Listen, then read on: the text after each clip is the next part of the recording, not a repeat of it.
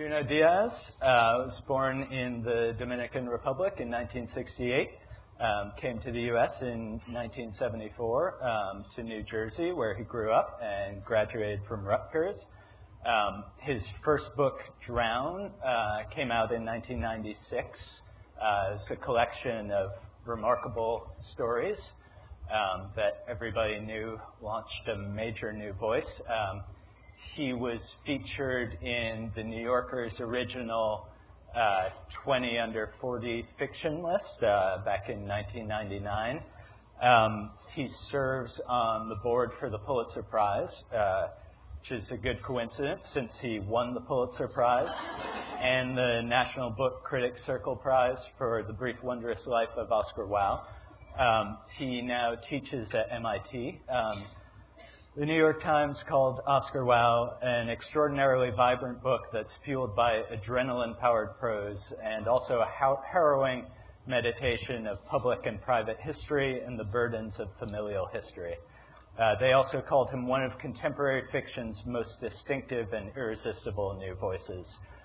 We've been proud to run his work in the magazine for a while now. Please welcome Junot Díaz. Thank you. Thank you.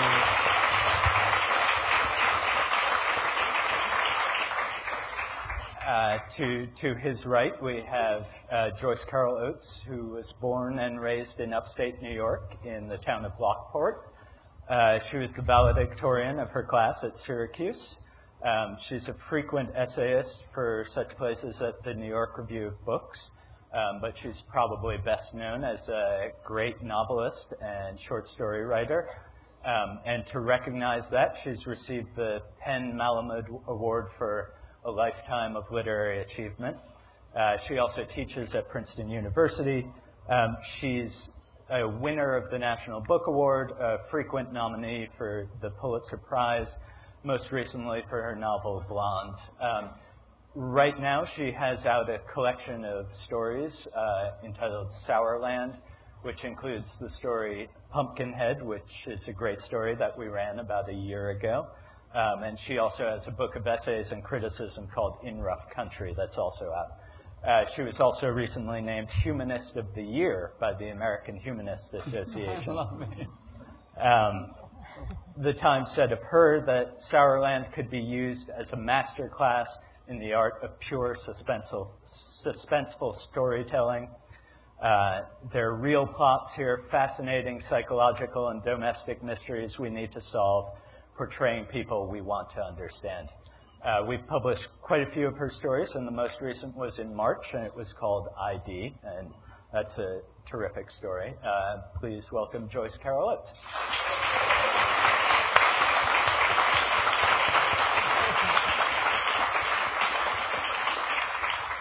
And finally, here we have Wells Tower, who grew up in North Carolina mostly, and went to Wesleyan University in Connecticut.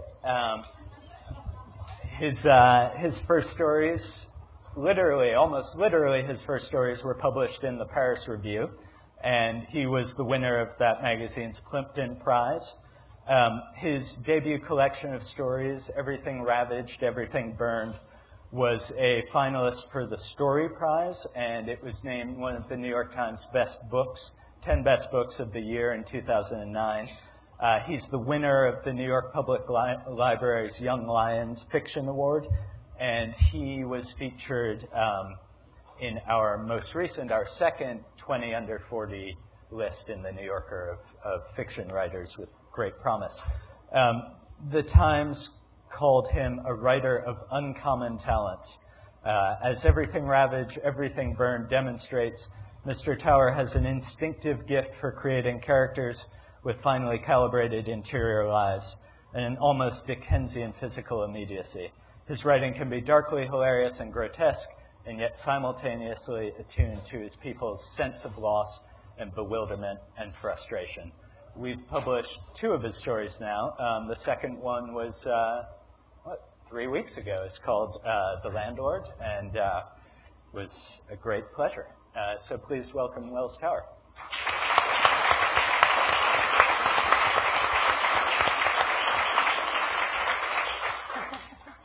So we're here tonight to talk about sex and violence, and I thought I'd start out just by reading a brief passage from one of Joyce's stories in her new book. This comes from Honor Code. This is a great passage that I think gets at a lot of things. Manslaughter.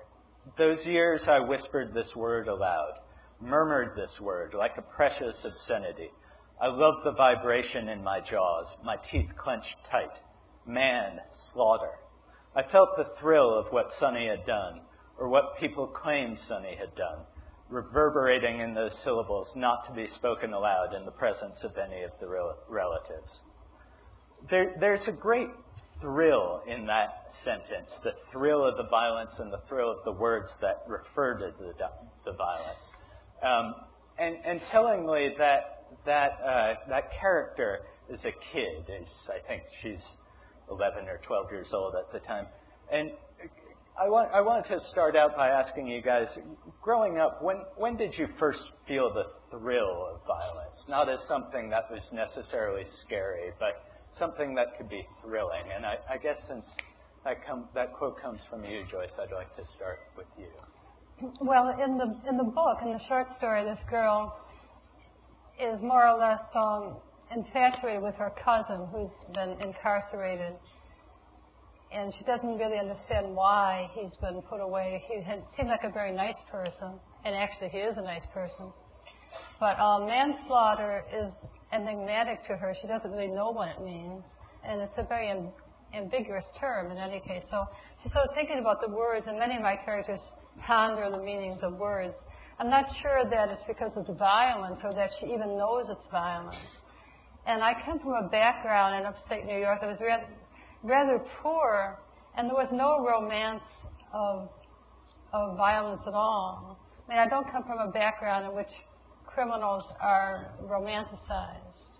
It's more, well, maybe I'll talk more about my background later, but just to set that straight, I don't feel a romance of violence. I never have. I'm more interested in how ordinary people deal with these incursions into their lives and how they survive and accommodate it.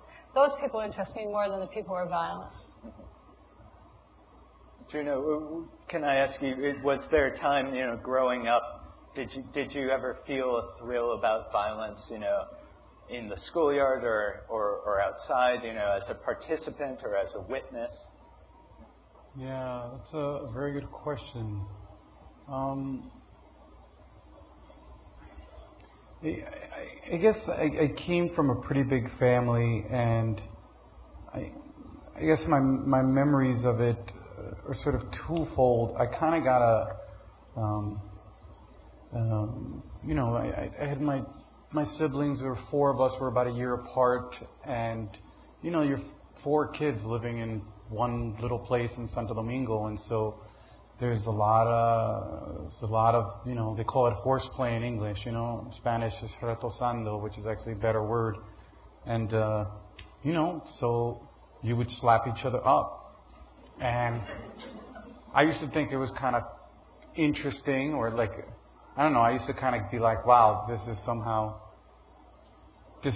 cool if I could like get one on my brother, but then they would get one on you, and the economy soon impressed itself upon you that this was zero fun in the long run,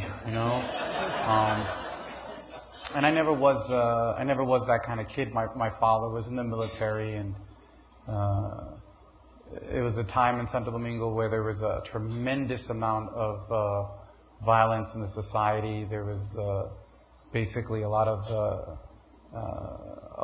what we would describe as death squad activity. Most of the left, the active left in Santo Domingo, was either murdered during the 12 years.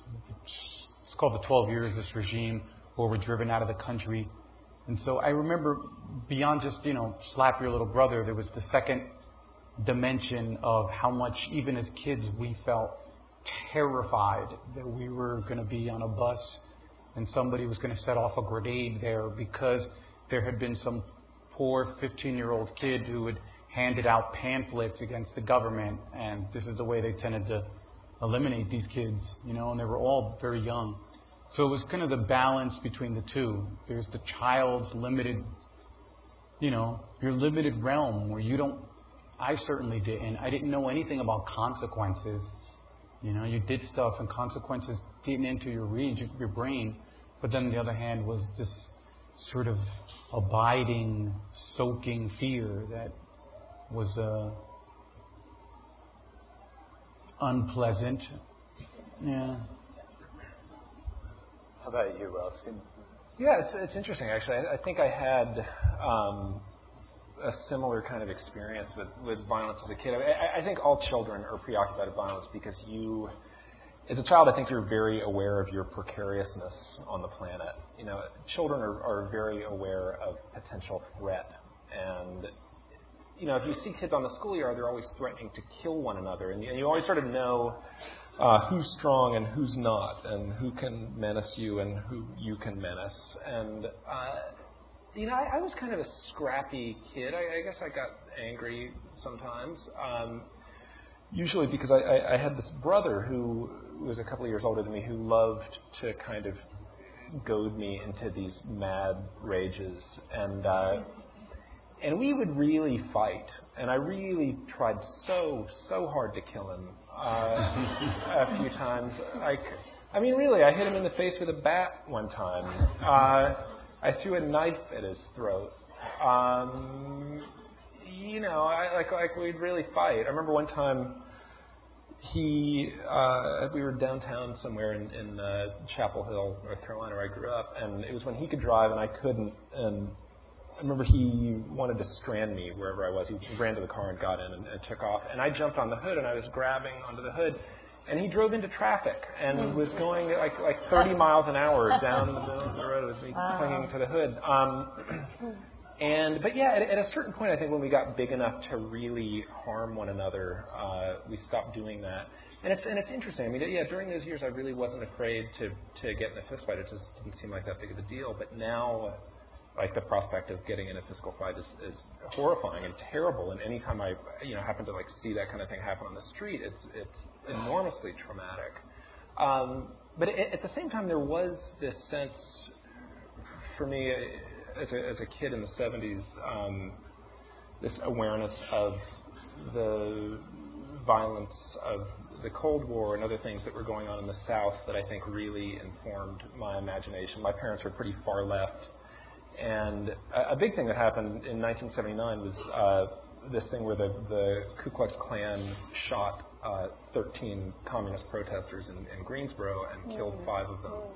And the whole thing was caught on videotape. There was a news camera there, and nothing ever happened. These guys were brought to trial, I think, 3 different times, and they were acquitted each time. And I remember that my parents, they would go to these potlucks and stuff, and people would put on the Klan tape. It would just sort of be going in the background, and people would be watching these people getting shot. And, there was something almost kind of sacramental and voluptuous about it, that there was something thrilling to know that they were engaged in an important lethal struggle. And I think that was on my mind a lot, too. I went to this Quaker school where a lot of kids would claim to have razor blades in their sock drawers in case a bomb was dropped and they could spare themselves radiation sickness. But I think that it was a big part of childhood. Anyway, sorry. Sometimes we get to have a cookie. And when did you guys feel able to sort of tackle it as a subject in your writing? Do you remember when you were first writing? Did you start out with sort of writing about more quotidian things and not really feeling like something with as great import as sex or violence was something you could really tackle, or did that stuff sort of come out from the beginning? Can I ask you again, Joyce? Well, I think I'll probably speak for my fellow panelists. Writers don't write about sex and violence. We tend to write about people. Yeah. And the people we write about do different things, and sometimes what they do are fairly ordinary and even tender things and domestic things, and sometimes what they do will be called violent. But I don't think we set out in a kind of sociological or anthropological way to write about sex and violence. It's something that happens when you're telling a story. And the classical definition of literature is that it holds a mirror up to reality.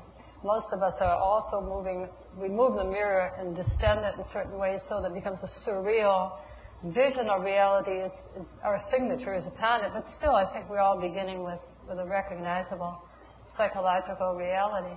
So when I began writing, I was writing about people, and I think the people were mirror images maybe of people whom I known. When I started writing, I was fairly young, and so everyone I wrote about was much older. And I come from a background where there was violence, but tended to be outside my family, sort of in this shadowy penumbra outside the household. And then when I wrote, I was writing about those things. But I didn't set out to write about things that would be one day called on a panel, sex and violence. It's the sort of thing that you're telling stories that are meaningful to you and about things that have happened perhaps, or you imagine. And then later on, somebody may categorize them as sex or violence or whatever. But as I said a few minutes ago, I tend to focus on people who have dealt with these phenomena in ways I consider admirable and noble, like people in my own family. They were not the criminals, but the people who had to deal with the consequences of criminal behavior. How about you guys?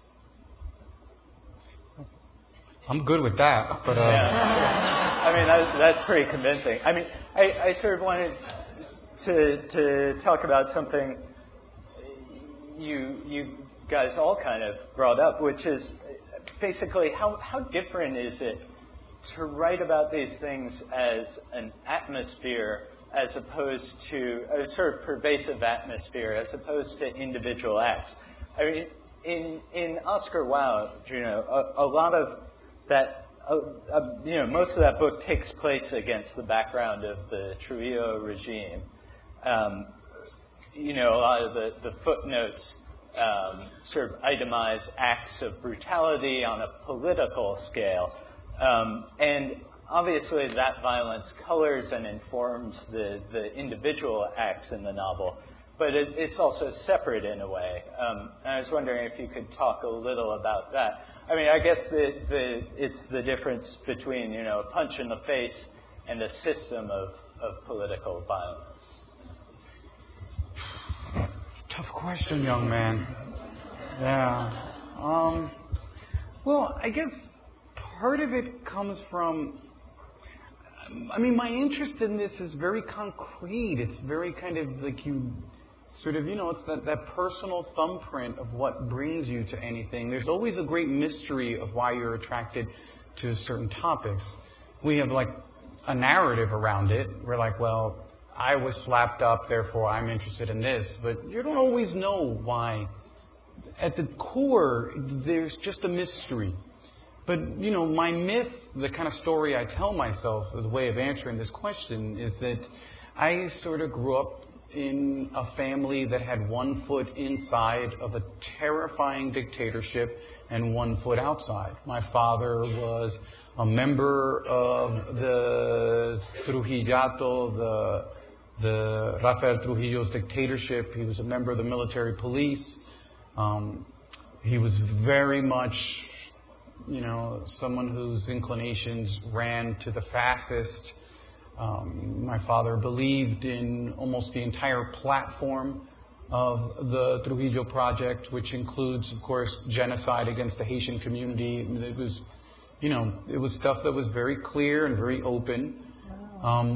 And you were up against that every day. My father would come home and, he would lay out his firearms, or his little pleasant ideas for a trip with the kids, as he would take us to these, there's famous prisons in the city I'm from, and he would take us to the famous prisons where all these people were tortured and murdered. And, oh my God. And I remember he would he would put me and my brother in one of the cells and take a fucking picture. And we were like, oh,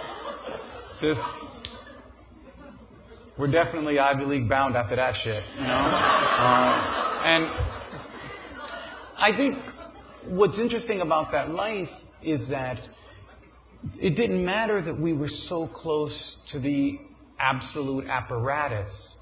Our ability at unseeing was tremendous. Our ability to be in the middle of that and not to notice. Yeah. On one level, clearly at the deepest psychological level, you know. The way you know a lot of shit you can't put to language, and the way you know a lot of shit that sometimes you don't even understand. But I was struck by how it is that we find ways to live our lives under incredibly distressing and terrifying conditions. I mean, childhood preps you for that shit really well. Vulnerability of childhood, you're good to go for a dictatorship, I promise you, you know? But I just was kind of curious about that because we still have to organize, we have to self-constitute subjectivities that allow us a range of action, that permit us horizons, and that sort of excuse our culpability and our silence and our unseeing. And when you're living inside of a house where the dad is a hardcore member of the reason that motherfuckers are scared in that country, and you yourself are scared, but you have the love of a father that you want, there's a lot at stake for you to unsee.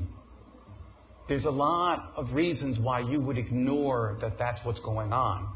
There's a lot of reasons why you would be willing to sort of fetishize and romanticize it. And I was very, very curious about that. I think that I was deeply troubled by how much when I was a kid, I wanted to identify with that because A, I didn't want to see. Who the hell wants to see that shit? And B, you're a kid. You want your parents' love, man. And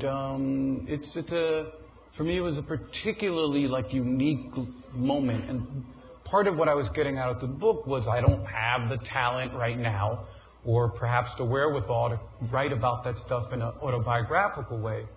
The only way that I could get to some of these sort of effective landscapes was through this more elliptical approach.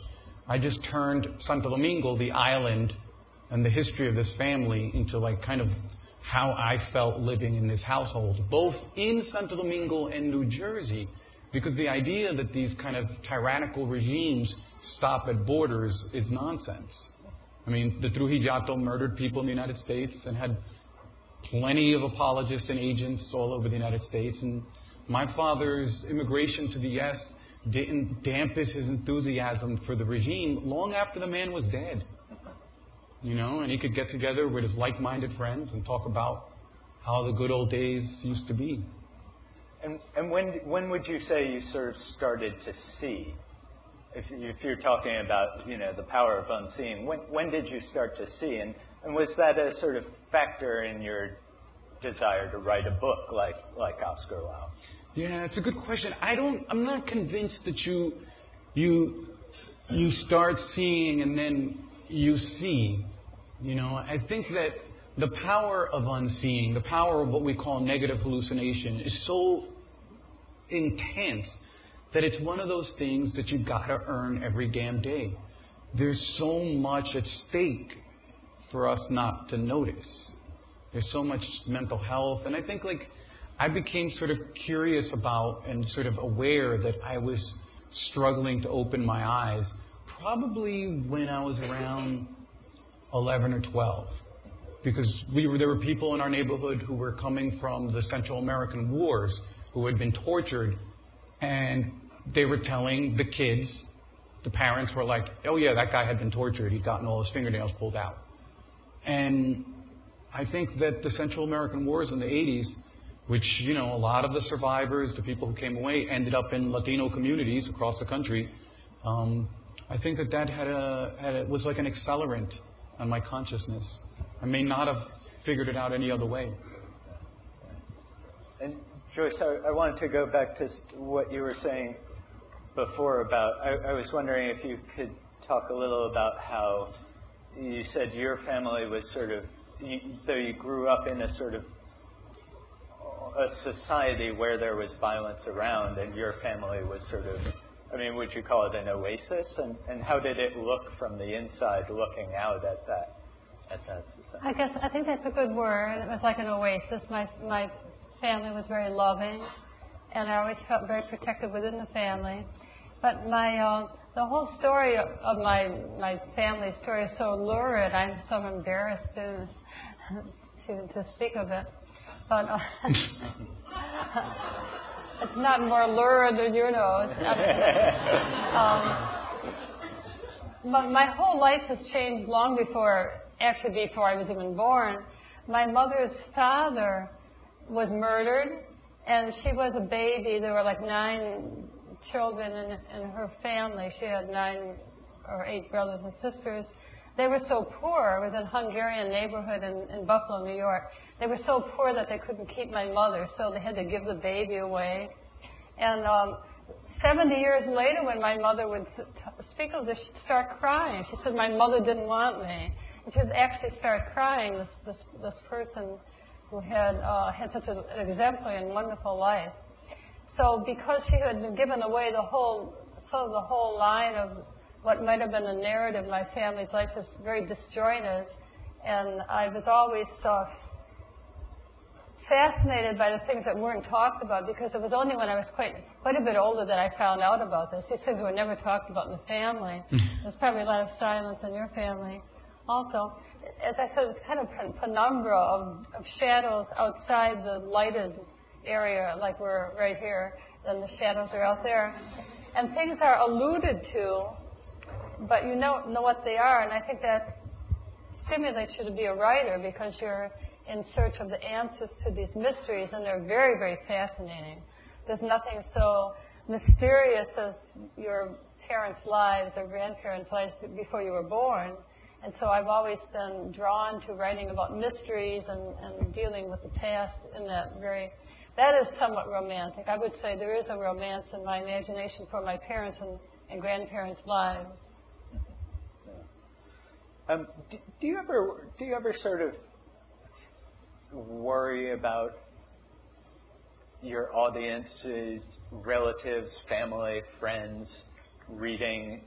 Do you ever feel any internal pressure to sort of keep your writing within the bounds of respectability, any of you? Well, you don't want to do things that are going to gross people out. That is no good. And I think with sex and violence, the hazard with both of those things is that it's an easy way to get a kind of unearned response from a reader. Like if you have a really graphic description of a sex scene or someone being bludgeoned or something, like no matter how terrible the story is, your reader can't help but sort of be, disgusted or titillated. But I think the way that I think about violence, or at least I did when I first started writing, and I was sort of doing my first attempts at short fiction, the real problem with story making was, figuring out a way to earn some kind of moment of decency. I really wanted to write sweet stories where people did sort of decent, kind things to one another. And it seemed to me that there was a calculus where you had to have a certain amount of bludgeoning and evisceration in order to earn a decency credit. And so I would always sort of do that. I'd be like, well, okay, so here's a scene where this guy sort of really loves his little daughter, but now I'm going to have this guy get his skull run over or something a few pages later to keep it from being too treacly and awful. But yeah, I feel like I lean less on it these days. And that issue is I don't know how many folks out there are writers. Is there like a hand? Wow, bunch of liars, yo. This side is so much more real.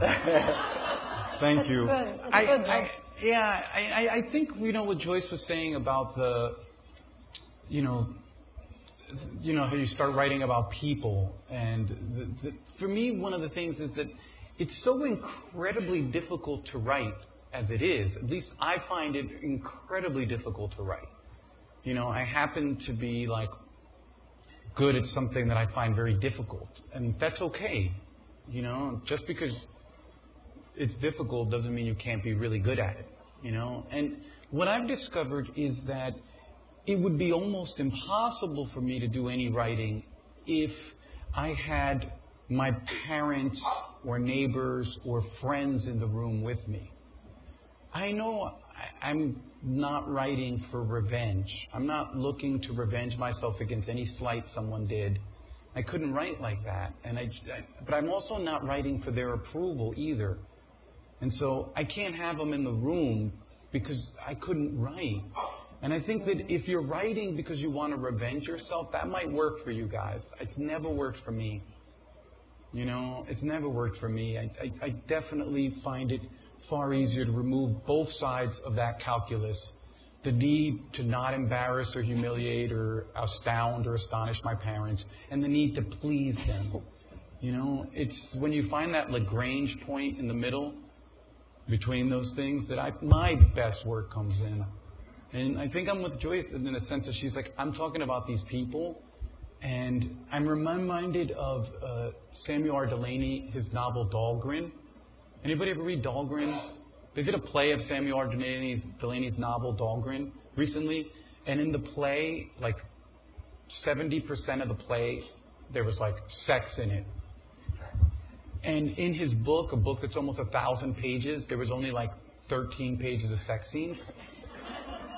But what readers and what the playwright wanted to remember was the most, extreme, explicit stuff. But really, his book is about people in the end. But that's not what tends to be remembered. I feel like if you write a little sex and you write a little violence, people will carry that shit. That's what they're going to be like. Oh, 1,000 pages? No, these 13 pages. That Dahlgren is this. And I don't know, man. I think it erases that part of us which is really interested in that human. Yeah. Well, I mean, that raises a question. I mean, do you guys worry that if you write a sex scene, if you write a scene with some gross violence, that people will zero in on that as what's, I mean, that even that 13-year-old boys will rifle through your books looking for those scenes. Is that something that goes through your mind ever? The internet has stopped that rifling, by the way. They don't rifle books anymore. Well, I've written so many hundreds of thousands of pages that I think that was supposed to be funny. We were all... If somebody tried to tabulate, they'd probably notice that there are more scenes involving cats than anything else. And yet, I never castigated by critics for writing about cats. It's always violence. In fact, when I was traveling some years ago, at the time of the Berlin Wall, before the fall of the Berlin Wall, we were in Warsaw and Berlin, and Budapest and other places like that. And everywhere I was interviewed, they would put the microphone in my face and say, "Miss Oates, why is your writing so violent?" In places like Berlin and Warsaw. And it seemed so stunningly hypocritical. The very earth is saturated with blood in these cities. And just sort of looking at this American woman and saying, "Why is your writing so violent?" It's just quintessentially hypocritical. We're writing about things, all of us are writing about things that are in the society. We are actually like Jane Austen. We're really understating and being delicate. We're not being truthful enough when it comes down to it, because the reality of history is so overwhelmingly violent and saturated with all sorts of grotesquerie. We couldn't begin to put it in our writing. There wouldn't be any room for anything else, not even cats. All right. That's super well said. Super well said. Thank you. Just can't agree. Both from New Jersey. No. Yeah. Well, come on, a little competition. Oh, well, I don't. I mean, I guess I would never sort of go through and try to boulderize my work because of what it might do to the minds of 13-year-olds who are, mowing down, car thieves and their video game apparatuses every afternoon. That's right. I mean, there's absolutely no way that I could possibly write anything that would be as salacious or horrifying as what most children are exposed to, either through media or through their everyday lives. I mean, I guess the thing that's so strange about dealing with the grotesque in fiction is that it's so abundant in all of our lives, yet it's something that you have to sell so delicately in fiction, because it's sort of like, nobody wants to be burdened with like the actual life-size horror of what it is to be a human being. To me, I go back and read John Cheever's journals every now and again, and it's amazing to me just to see the way that he's sort of modulating the hideousness that he was going through with his alcoholism and his homosexual stuff and all sorts of domestic horror. The journals are oppressive because they're so bleak and so terrible, and they make you want to kill yourself. And then you read his fiction, and you see how the despair comes into the fiction, yet it's swaddled in a certain amount of hope and joy that he even admits is an artifice in his journals. So that with violence and nastiness in fiction, I think it's about trying to build an architecture in a story where suddenly this very familiar awfulness, this pervasive awfulness and violence that many of us have to deal with, I don't, unfortunately, suddenly becomes new again and matters. Because for the most part, it doesn't matter. I mean, open the newspaper any day. Terrible things are happening all the time, and we don't care, I guess.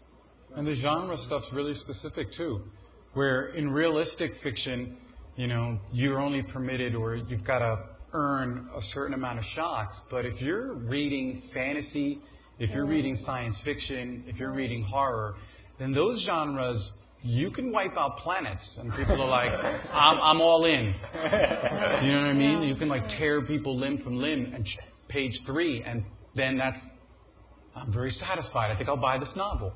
Yeah.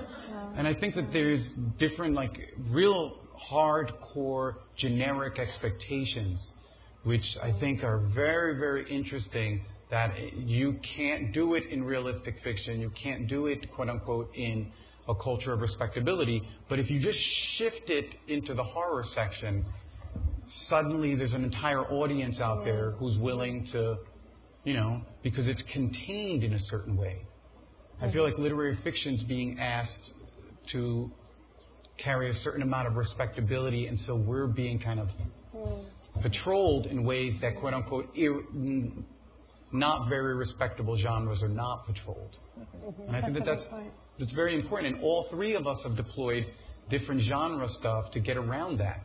Whether it's a story about Vikings, whether it's the various Gothic stuff, because we're trying to play with those expectations, Yeah.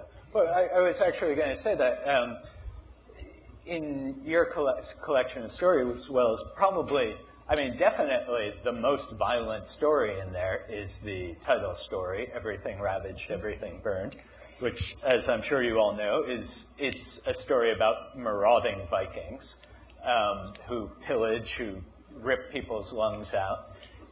And yet, in a way, you could say, in some ways, it might be, in some ways, your most lighthearted story. And, is that something that you can do with genre? Or is that something you can do playing against type? I guess so. I mean, with that story, that is like the most sort of primitive, evisceration versus decency calculus that I think I ever attempted. And that story was one that grew out of this kind of amazing act of supposedly genuine violence that Vikings used to perpetrate. That in the story, I sort of set this kind of Raymond Carvery kind of story in this Viking siege, and the thing came to me because supposedly the Vikings would do this thing after they'd beaten somebody until he could no longer protest, and he was mostly dead. And then they would cut the victim's lungs out and pull the lungs out through the guy's back, so that when he breathed, it sort of looked like wings. They call this thing a blood eagle. And I was talking with a friend of mine about it, and we were saying, yeah, God, the Vikings did this thing. But it just seems like the kind of thing that guys would never do. Like, we would never do that. It's just way too detail-oriented and like too much of a hassle.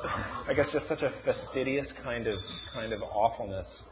We'd be the guys who are like, hey, you want to like do the blood eagle on that guy? Let's maybe just grab a beer and like try to get a good seat on the boat. So get out of here. So I thought I would write this story where it's just like these guys who are totally along for the ride on this like Baroque violence odyssey, and all these other guys are really keen on it, and they're just like, oh God, again with the blood eagle. But yeah, that sort of after whatever it was, 15 pages of slaughter and terribleness, then that bought me a paragraph where the protagonist could come home and worry about his wife and children. Which is, it's kind of like the most sentimental ending, I think, to any of the stories in the collection. But yeah, I mean, that was the math I was employing. Yeah, and sort of similarly, or played against that in some of your stories, but also I noticed quite a few times in Oscar Wilde when violence is inflicted, there's a sort of it just sort of happens narratively without a big fuss about it. I was reading, you have a line in one of your stories, Wells, that then a leggy, grunting scramble happened on the brick floor of the sunroom. At that point, Jeff did find it in his heart to punch the old man many times on the hinge of his jaw. It's a sort of casual, but almost, not really trying to play up the violence too much, as if in fear of sort of that would do it enough. And also, Junot, in Oscar Wilde, when your character Abelard is taken to the prison, he's inflicted, terrible tortures are inflicted on him, including he's electrocuted, and you describe it, or the narrator describes it. He's, asked, what's that thing, that device, and they say, we call it the pulpa, one of the guards said. Then, next paragraph, they spend all night showing him how it worked. And so, is there a sense that this violence is just sort of expected societally, that to play it up would be to sort of call what happens when you call too much attention to it, I guess? I think it's just cheap. I mean, I think if you've got a lot of veins and buckling biceps, and his breath came short as he did a rabbit punch and sidestepped, and like if you get too much into sort of play-by-play of violence, then I think you're defaulting to a kind of titillation. Whereas, like you feel the power of that line. They spent all night showing him how it worked. Like, you feel that the coldness of the line makes the horror of the act hit so much harder than if you were really trying to sell it in pornographic detail. And I think that idea of the cheat, guys, we don't have that much time. We don't have that much words. I think counterpoint tends to be what writers do.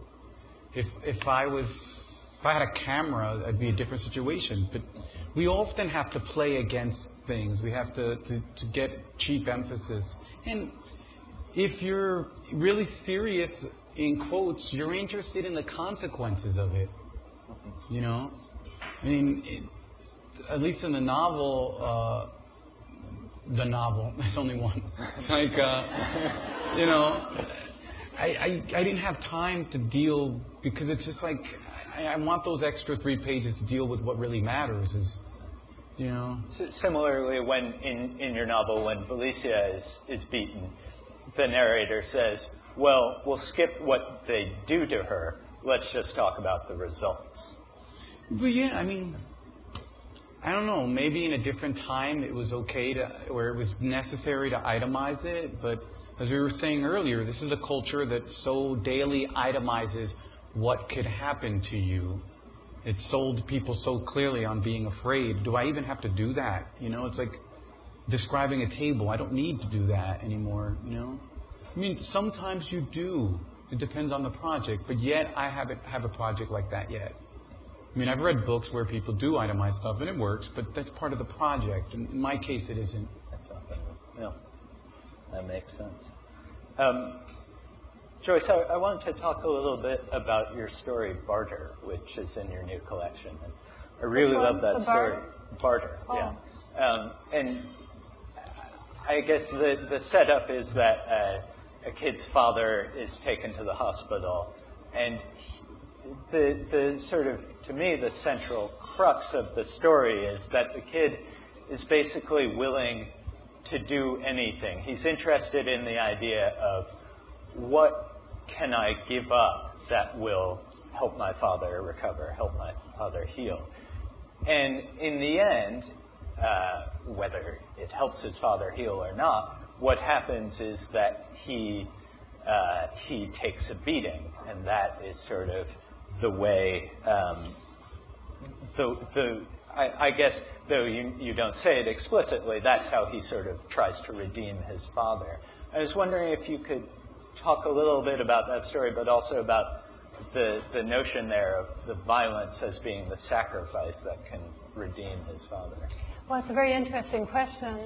I think that when we enter certain realms of the spirit and of profound experience, that we're entering almost a mysterious realm, and that there isn't any language there, and we're not really sure how to assign it or how to talk about it.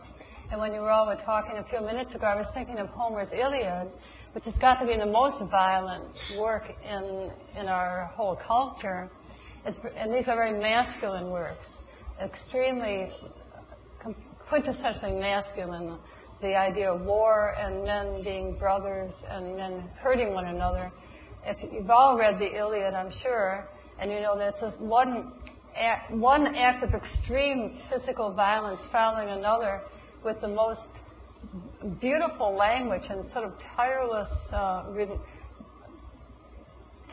just untiring fastidiousness about metaphor and just detailing the way a spear or arrow can go through a man's neck or his body, and all these different descriptions, you know, again and again and again and again. It's very hypnotic, and I think particularly for a woman to read it, it's like reading this strange foreign language. I'm not sure that men can understand it any better, but for a woman it's extremely foreign.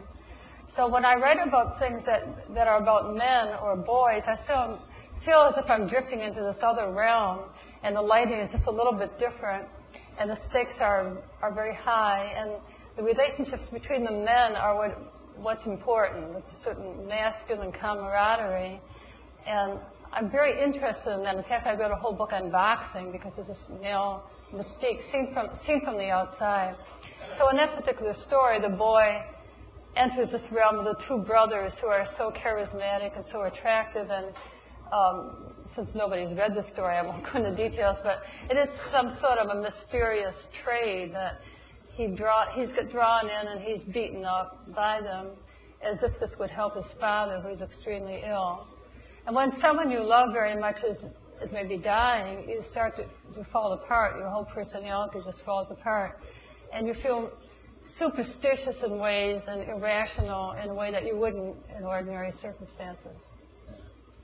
Yeah. And Junot, similarly, is in your novel is Oscar's death a kind of sacrifice? You know, him taking those two beatings at the end of your novel, or is that a kind of sacrifice he's making? Oh, that's a good question. I know when I was designing it, I was more designing it to sort of buck the idea of like the things of this determinism that, that the sort of, in this novel, there's this idea that there may be or may not be this historical curse on this family. And part of why I had the members in the family who were going to suffer terrible violence, it happened twice, because I kind of wanted to emphasize that it's actually about bad choices. It's not that they're doomed. I mean, Oscar gets beat up once pretty bad, and then he decides, hey, I'm going to go do it again. Well, what the fuck do you think's going to happen? you know, and you got a lucky break the first fucking time. You know what I mean? You got out. And so I think part of it, of the repetition, was more about sort of talking about how, you know, often the way history haunts us, not that it takes our choices away from us, is that it makes bad choices hurt real bad. You know, it triples the consequences of bad choices. And I thought I kind of killed Oscar, A, because he made a really stupid choice. You know, and he couldn't help it. He didn't have enough information. And I guess in a way it was the sacrifice of the dream that I had for the novel, which you never know if you realize it. There's always a dream with something you're working on, and you yourself never know, is that the family, when Joyce was talking about how silence gets passed down in families, Oscar's family is a lot like my family, where we didn't pass stories or recipes as much as we just passed silence down. From family to family, from member to member, generation to generation, we just passed silence. And Oscar would never have made the terrible choices he had if he'd actually had the stories that get assembled in the book. And that perhaps the idea was that Oscar may have died, but whoever comes next, be it Lola's daughter, one of the characters' daughter, or the people that read it, perhaps that won't happen. And, you know, it's the dream. Whether it works or not, it isn't up to you. Yeah.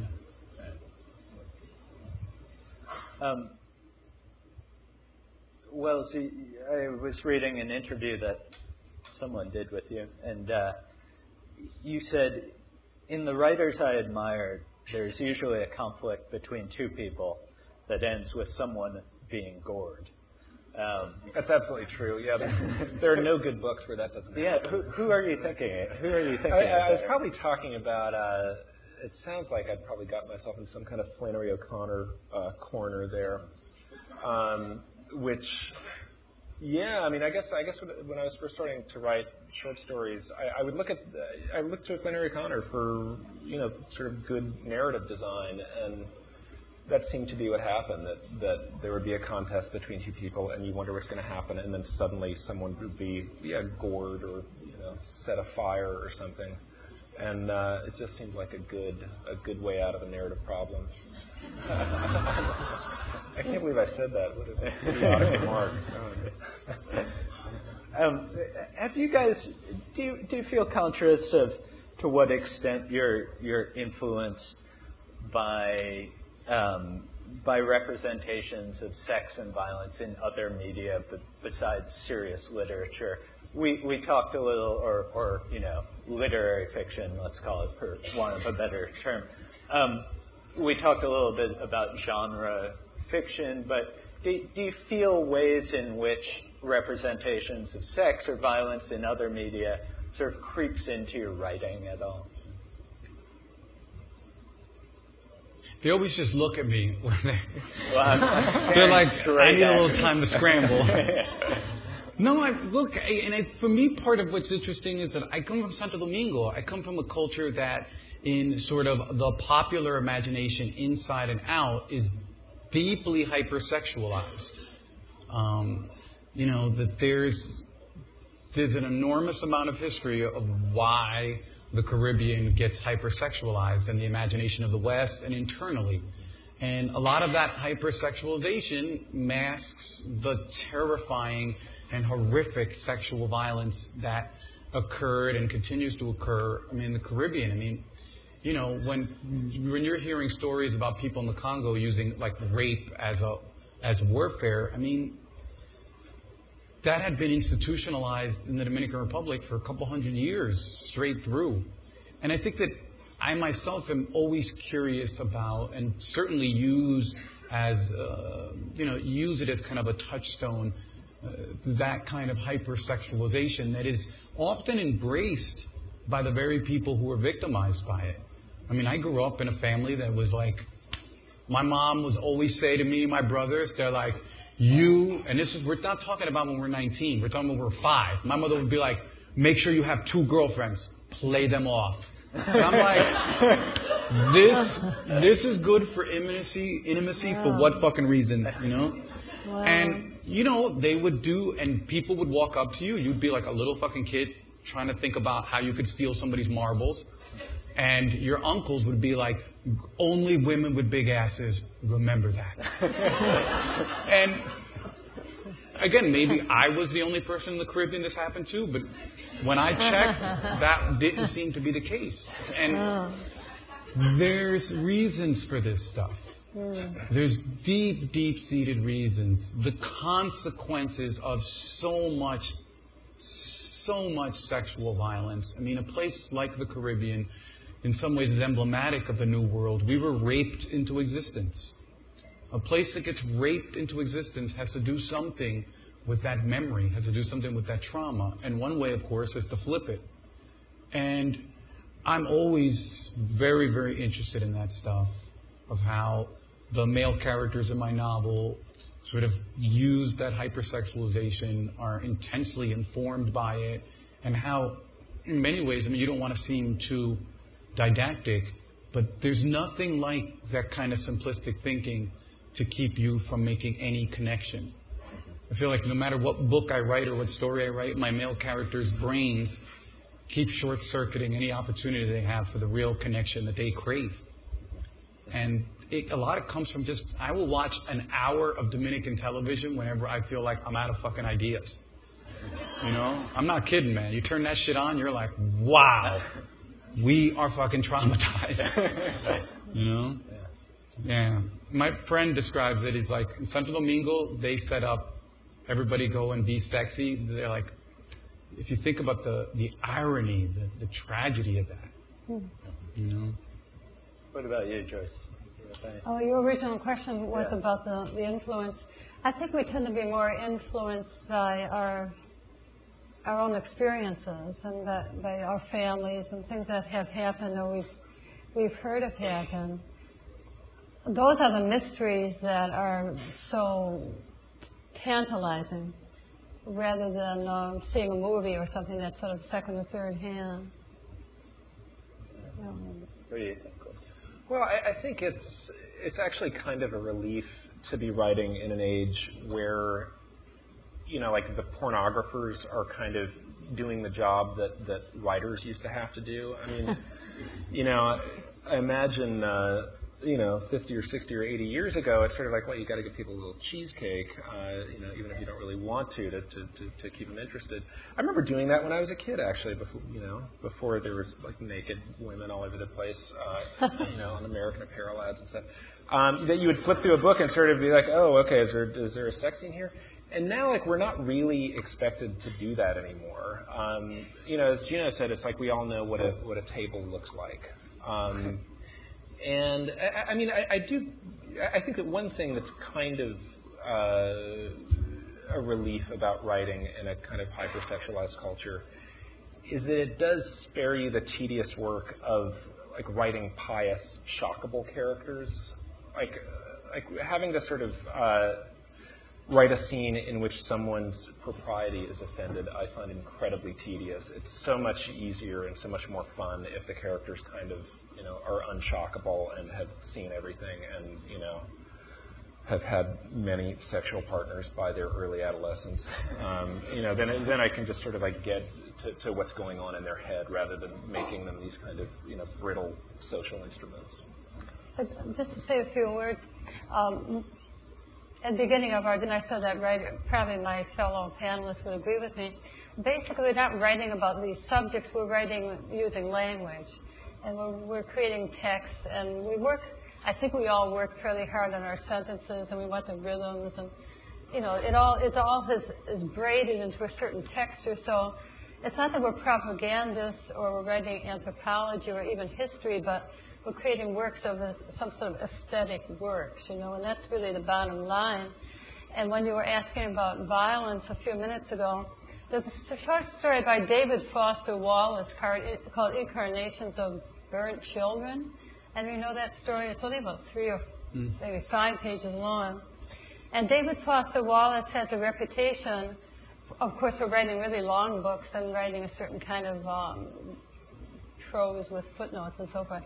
Anyway, this story is about 5 pages long, and it's only about 3 sentences, because it's all these long sentences that are sort of hallucinatory and rapid. I was just teaching it at Princeton, I think yesterday, so it's fresh in my mind. And it's such an extraordinary work of literary genius, and it's so painful and evocative of what it would be like to be a parent whose baby has been scalded in a kitchen accident, and probably the baby is probably going to die.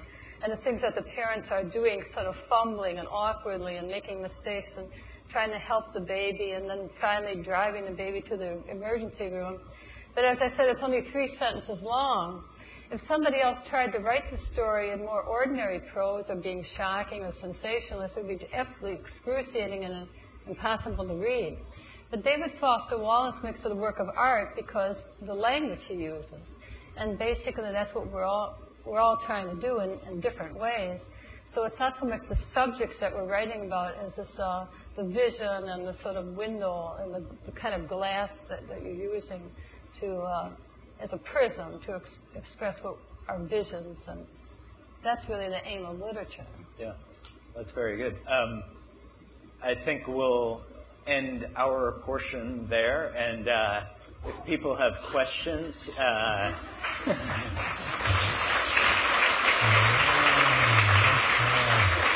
there are microphones going up in the aisles here, so if you have a question, just walk up to the microphone and stand in line, and you can, speak clearly. So why don't you start there? Wow, I didn't expect to be first. Well, well, this just touches off of what you guys were just talking about. But you guys are all fiction writers, some more realistic than others. And Joyce, what you were just talking about David Foster Wallace's work and about the Iliad, about making poetic, tough subjects, or using literature as a different eyes to look at certain subjects. I wonder how you guys feel about being fiction versus nonfiction. Junot, you said earlier something about, I'm not talented enough right now to write more of a self-portrait, and I write fiction. And I found that surprising just because I don't think of fiction as being easier than nonfiction. So my question stems from a class I took that talked about Cynthia Ozick, who wrote a fiction story, The Shawl, about the Holocaust. And there was a lot of criticism against her writing fiction about the Holocaust, which was so painful and realistic for a lot of people. And there was a debate about whether it should be made fictionalized because that somehow trivialized it, and which I kind of had the opposite reaction. So just if you guys talking about, I know you've all written about subjects, sex and violence are obviously very real, and how you feel about fictionalizing it, and whether that is something, I know you said you talk about people, not just topics, but how you think that changes the subject. I looked at you guys first. Joyce? I don't think we're trivializing in any way by writing about anything, whether it's nonfiction or fiction. I mentioned the Iliad because it's such a great work of art. Nobody would doubt that, and it's completely violent.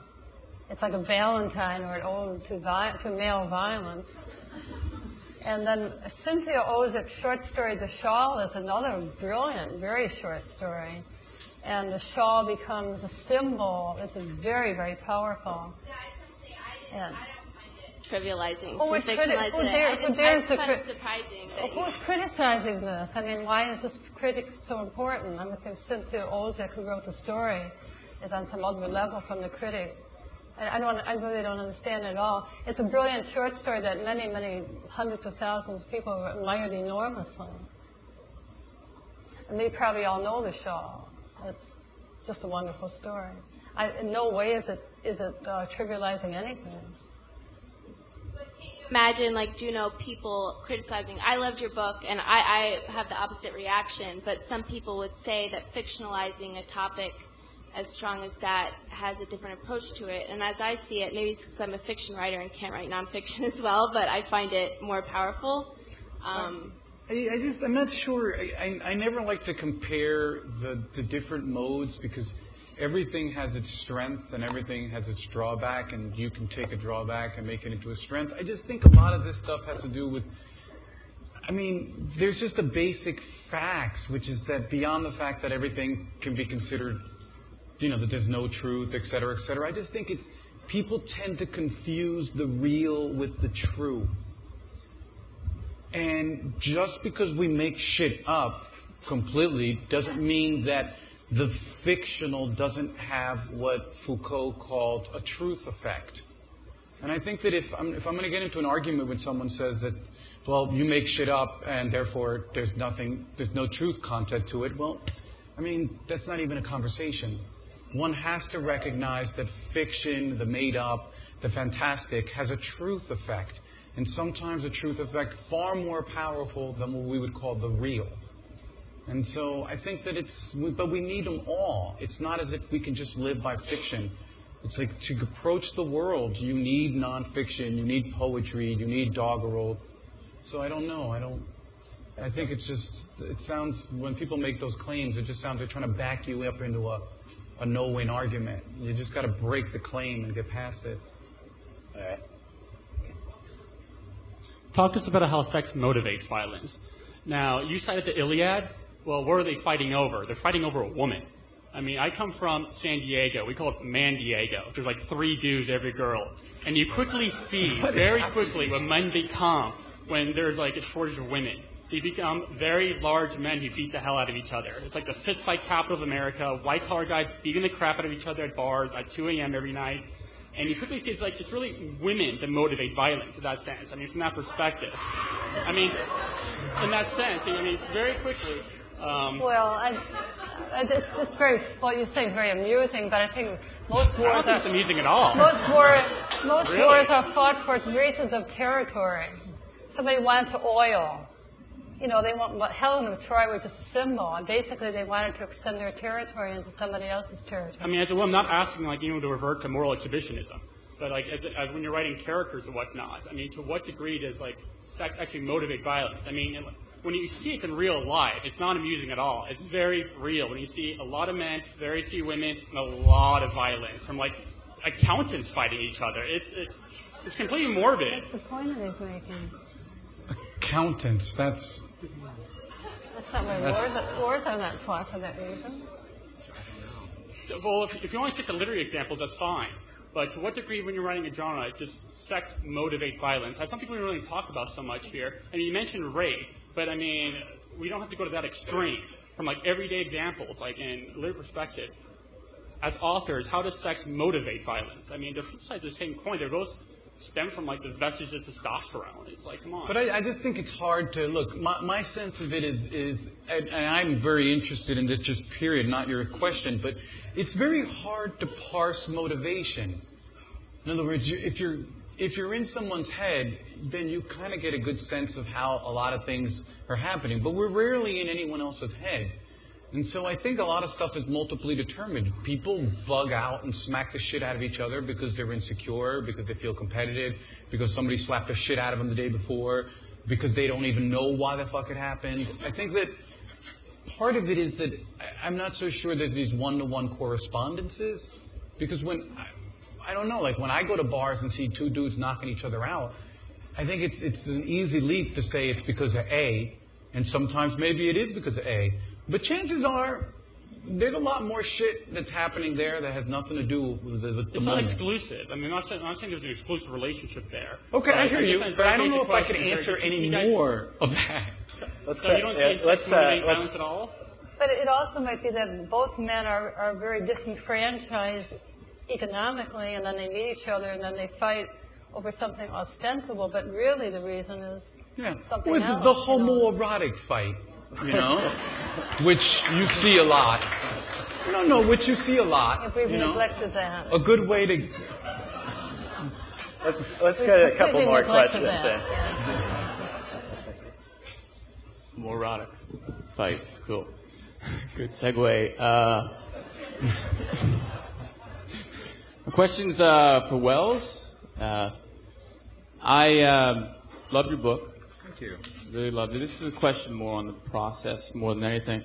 I heard it took you 7 years to compile this book of 9 stories, and I was blown away by it. I'm not the most well-read person, but I've read a little bit, and I really loved your work.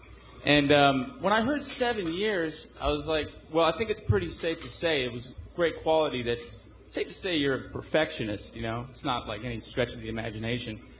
Now, I'm just curious, this is your first book, and do you feel like your perfectionism may have gotten in your way in terms of putting more work out? I'm sure I could have, I wrote a lot of really terrible stories that I didn't put in the book, and the volume was there. But for me, it wasn't, I don't think it was so much perfectionism as just an aversion to pain. Like when I would read stories that really made me want to barf that I'd written, I felt like I needed to keep working on them until they stopped making me want to barf. And, but for me, it took 7 years. I mean, I was doing a fair amount of other stuff at the same time. I was doing some magazine work.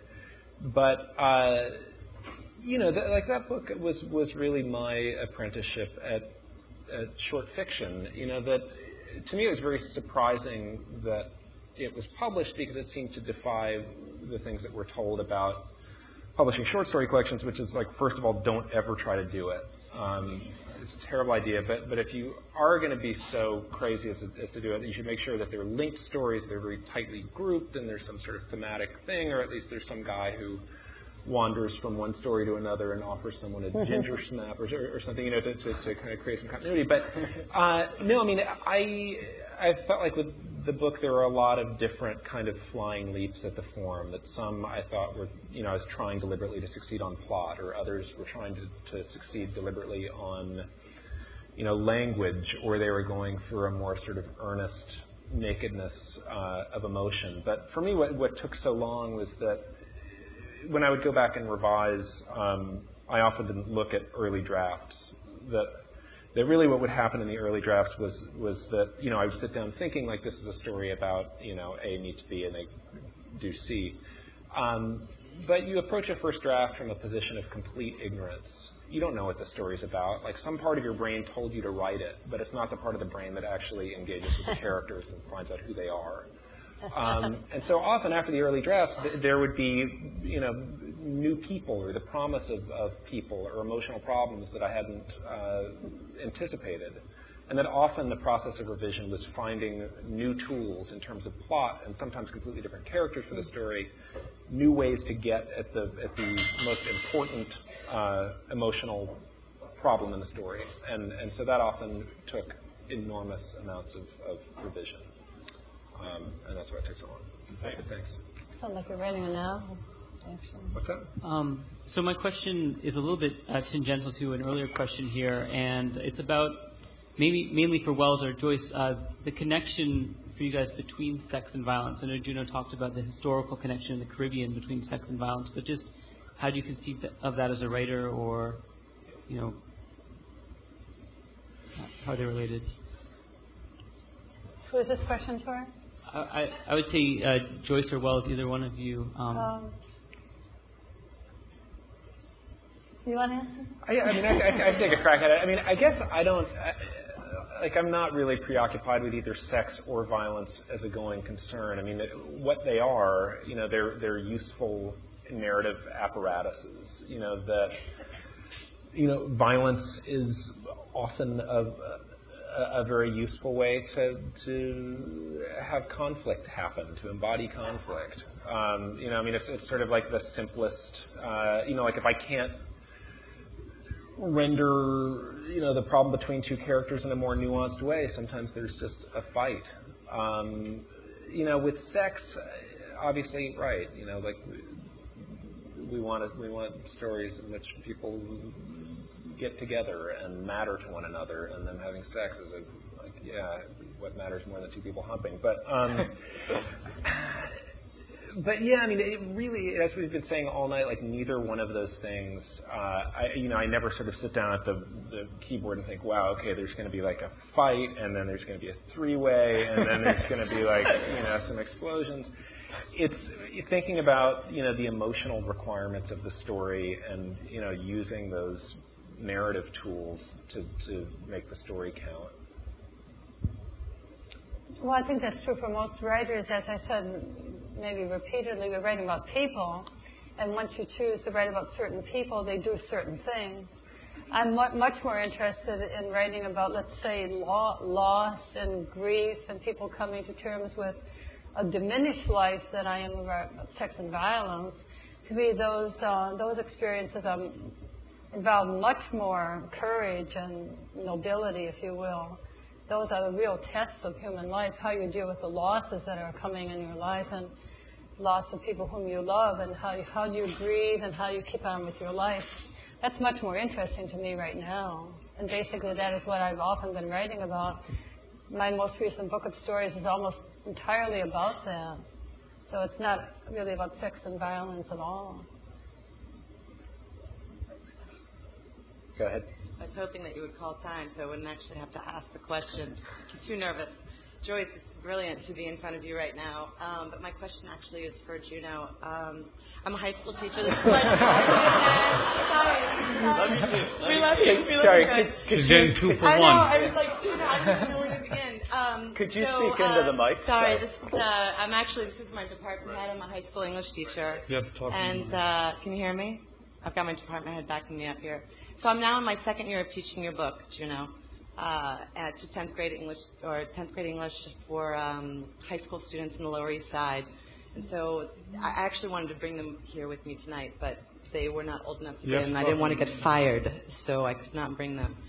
But the biggest question for me, especially with the topic of sex and violence, is that your book develops such complex ways, especially with colonialism and power imbalances, feminist issues. And so when I finish this novel with 10th graders who have all sorts of sexual hormones, and I'm talking to them about the complexities of the themes in your novel, and your ending is about Oscar losing his virginity.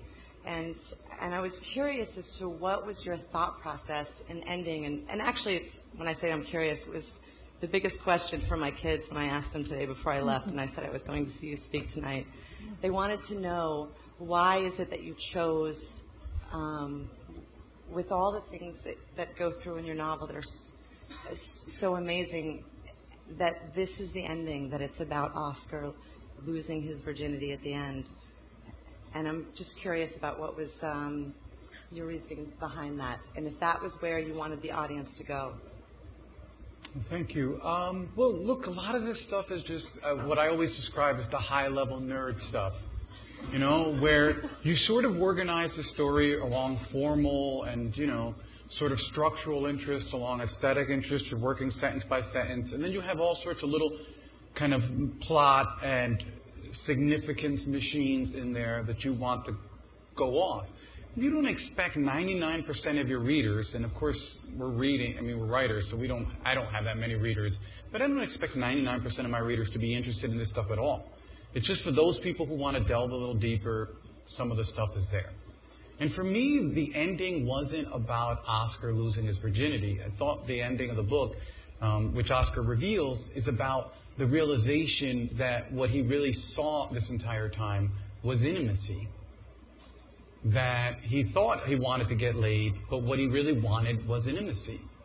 And that the sex had become this kind of obscuring symbol of that.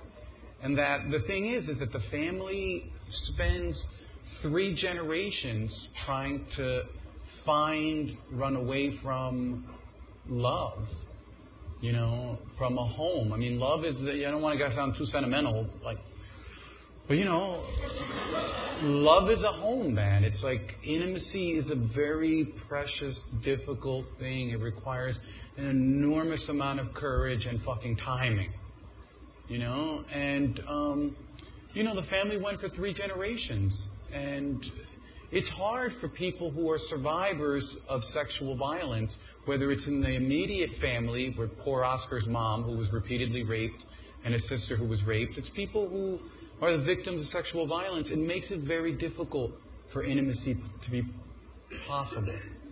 And Oscar is a child of someone who survived a lot of sexual violence. And Oscar's problem wasn't that he didn't get laid because he was fat and dorky. Oscar's problem is he didn't get laid because of that. And I think the intimacy at the end, it was a gesture of him attempting to get past that and still get past all the injuries and to find a connection with someone. So, I mean, that was it. But I have 25 essays for you to read at the end of the night, if that's okay. Now I really need it. No, I need a smoke kidding. now. All right, we have time for just one last question. How wonderful that I get the last chance. But at any rate, I enjoyed the whole panel. I'm interested in reading the other works, but I have read Junot Díaz, and I came here specifically to see you. You have to get to the mic. I cannot hear a word. Okay. My daughter is the one that put your book into my hands, and unfortunately she doesn't live in New York right now, so I can't depend on her to ask the questions that she would want. But my question to you is all about how you're able to use humor, not just your depth of thinking and your depth of feeling, but the humor to start the book that is about a terrible 3-generation history of trauma, sex and violence in all ways. And I'm wondering how you were, I guess, at that as a process, or is that something that's just a part of you to be able to bring in the fuku? Is it fuku? Mm-hmm. As the beginning part of your story, so that we're able to almost defend ourselves against not wanting to see all the things that you're telling us to see. How did that come about in you, or? Is it fuku, by the way, fuku, or fuck you? No, it's fuku. Okay. I never could tell. Yeah. As a writer, I was writing in generally realistic terms. The world is a hard thing to capture. The world is a very, very hard thing to capture. Even the metaphor of a world is a hard thing to capture. For me, my dream for this book was that I wanted to simultaneously have the honesty around the consequences of terrible violence, and also the joy and the freedom and the play that comes from life. And I wanted them both to exist on the page, because that was my shortcut to represent the world. If I could get both of those in there, then I felt the book would seem more like the world I grew up in. A world where, terrible things happen, but beautiful things happen simultaneously. And I just wanted that. I wanted those extremes on the page at the same time. I just needed it. And without it, it just wouldn't have felt real. And thank you for your questions. Thank you all very much. Thank you very much, Junot Díaz, Joyce Carol Oates. Thank you all for coming tonight.